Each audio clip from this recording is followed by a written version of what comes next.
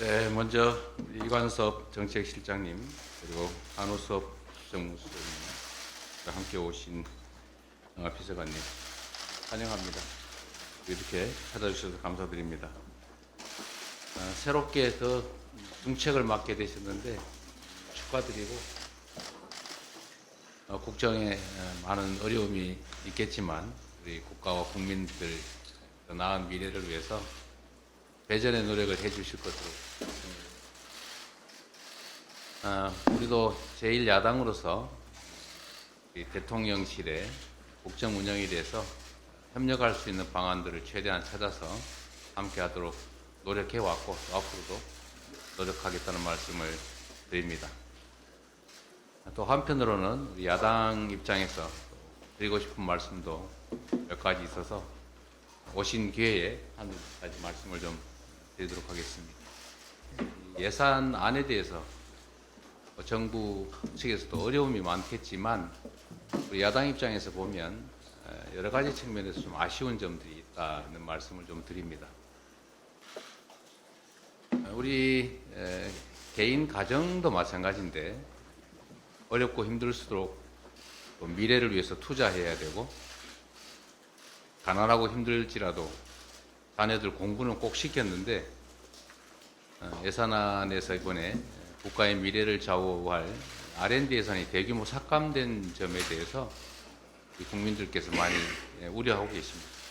야당의 입장도 또 같다는 말씀을 드립니다. 또 한편으로 보면 정부가 어려운 때일수록 국민들의 삶을 좀 뒷받침해주는 좀 든든한 부모 같은 역할을 해주시면 좋겠는데 그런 면에서 보면 서민 지원 예산이나 취약계층 지원 예산들이 삭감되거나 또는 뭐 증액되지 못하는 점들에 대해서도 아쉬움들이 많은 것 같습니다.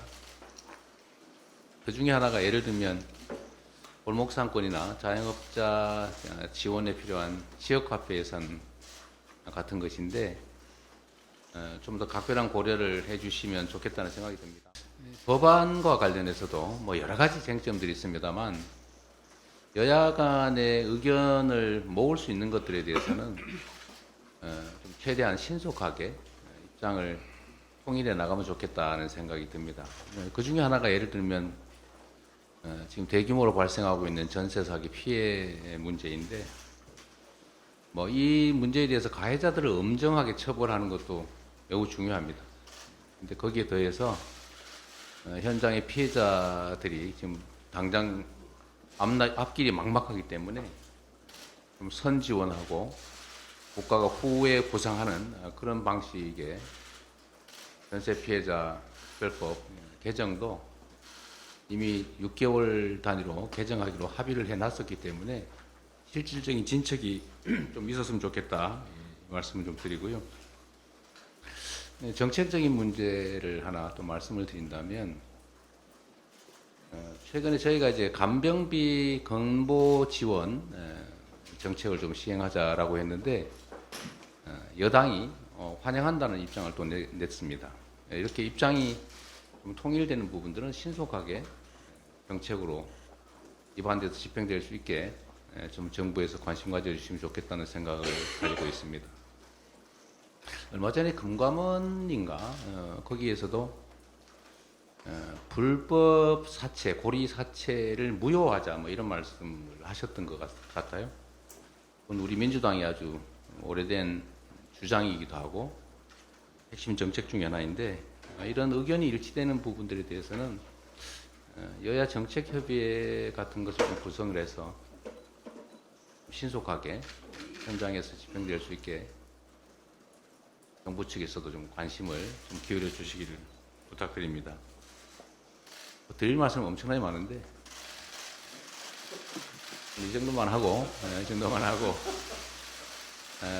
최근에 이제 국회에서 힘들여 입법한 법안들이 많이 이렇게 거부권 행사 대상이 되고 있는데 국회도 국민이 뽑은 국민의 대표 기관인 점을 좀 충분히 고려해서 국회의 입장 또 입법안들에 대해서 좀 존중해 주시면 좋겠다 그런 생각이 좀 듭니다. 바쁘신 가운데도 이렇게 시간 따뜻하게 반갑게 고맙습니다. 네, 저도 어려운 자리를 맡아서 먼저 대표님께 저희들이 좀 더 소통하겠다는 말씀을 드리고 대표님 귀한 말씀을 듣고자 찾아뵙었습니다. 말씀하신 대로 뭐 여러 가지 부분에 특히 예산, 법안, 정책에 있어 가지고 좀 차이가 있는 부분도 있고 또 일부 부분에 있어 가지고는 이견이 일치한 부분도 있습니다. 불법 사채 부분에 대해서는 정부는 대통령께서 강조하신 것처럼 어디까지 쫓아가서라도 꼭 이 사금융을 건절하는 그런 걸 하겠다는 대통령의 의지는 이미 밝히셨고 관계부처에서 지금 열심히 노력하고 있는 걸로 알고 있습니다. 그래서 조만간 좋은 결실이 나올 걸로 생각을 하고요. 그다음에 또 말씀하신 간병비 지원 문제는 이게 예산의 문제. 간병 인력이 많이 필요합니다.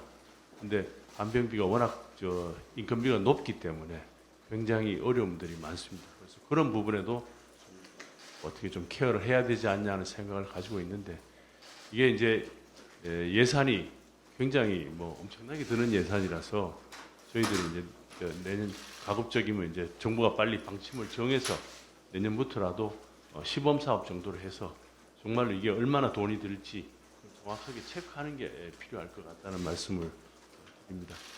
또 전세 사기 그 부분에 있어 가지고는 여러 가지 저희들도 검토를 많이 했습니다만 이게 전체적으로는 전세가 이게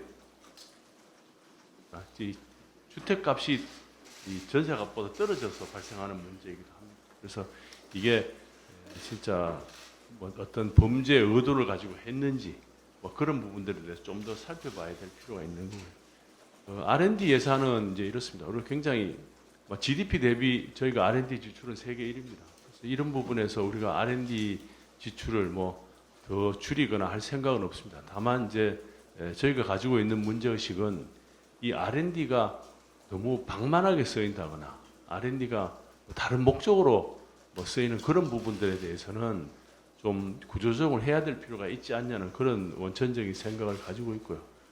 지역화폐 부분에 있어서는 이제 여러 연구 결과들이 있습니다. 근데 지금 국비를 이제 이번 예산에 편성을 안 한 것이지 이 내년에 조사해 보면 전국 한 대부분의 지자체에서 일단 지역 화폐를 발행하는 생각을 가지고 있습니다. 그래서 그런 부분들은 전국적인 규모로 발행하는 것보다는 지자체에서 하는 게 지역 경제를 살리는 효과들이 있기 때문에 그런 부분들에 대해서는 이게 또 특히 대표님 신경 쓰시는 예산이라서 저희들도 잘 검토해서 이 효과성을 제대로 발휘할 수 있도록 하는 게 어떤 방법인지 검토하고 있다는 말씀을 드립니다. 네. 그리고 거부권 관련해서는 이런 부분들에 있어서 여야 간의 어떤 정책 노선의 차이가 분명히 드러나고 있습니다. 저희들은 가급적이면 자유시장 경제 기조에 맞게 뭔가 경제를 운영해 갔으면 하는 그런 생각이고 그래서 그런 관점에서 여러 가지 이견이 다를 수가 있어서 죄송스럽다는 말씀을 드립니다. 또 말씀 주신 대로 예산이나 민생 법안들이 많이 걸려 있습니다. 민주당이 다수당이니만큼 대표님께서 이러한 배려를 부탁드립니다. 고맙습니다. 오늘 여러모로 연말에 바쁘실 텐데 시간 내주셔서 정말 감사드립니다. 임명된 지 조금 됐는데 다른 곳보다 어쨌든 대표님 고견을 들으러 오늘 왔고요. 그래서 야당부터 먼저 왔다는 점 말씀드립니다. 제가 대통령께 이제 다음 주에 대표님 뵈러 간다라고 말씀하시니까 대통령께서 그런 말씀을 하시더라고요. 대통령도 경무지만 제1야당 대표도 엄청난 경무다. 건강 잘 챙기겠습니다. 이런 말씀 꼭 전해달라고 말씀하셨습니다. 어쨌든 새로 임명된 신임 정무수석으로서 야당과의 소통에 소홀함이 없도록 노력하겠다는 말씀